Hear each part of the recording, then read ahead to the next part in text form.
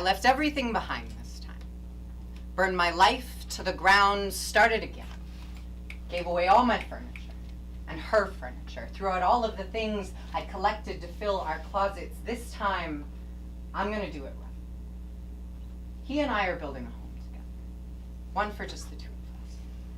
But even before the movers are done, disappointment becomes our house guest. He says it looks like they stained the couch when they were bringing it in. I scope the damages and I know immediately that these sooty black licks are no mud blotch or scrape, not left by work boots but fire, not so much a stain as a warning, and I've seen this before. I waste no time beginning the now ritual cleanup, and I can almost pretend that it never happened. But the placation only lasts until morning. When I enter the kitchen to find him disassembling a pillar made of every dish he owns, he says that if I'm gonna unpack things, I could at least put them away. I tell him I didn't touch them. He rolls his eyes and says, well, then I guess we're being haunted. I tell him ghosts don't exist. He didn't sleep well. Says he heard humming all night, that I must have left the radio on, and rather than contest him, I just unplug it and hope for peace. But over the weeks, his eyes sink deeper into his face, his yawns a chorus. When it's not humming, it's popping. When it's not popping, it's hissing. He says he thinks we're being haunted. I tell him ghosts don't exist. He's forgetting things. Keeps leaving the oven on, keeps finding his books in strange places, pages, dog-eared books he swears he's never read, and I've seen this before, but all I can tell him is, I think you're just tired.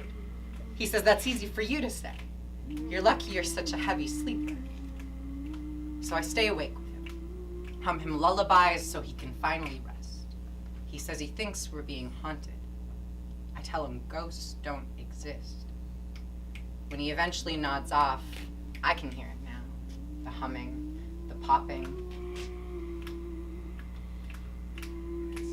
I follow her calls down the hallway, see her face in every frame on these walls, and I remember the night that I pulled denial from those couch cushions, learned to pretend I hadn't noticed she lived not in residence nor in relic, but in what was always her true home. And when I make it to the kitchen, I see the oven set ablaze, broiler turned all the way up, and I don't wake. And I don't leave.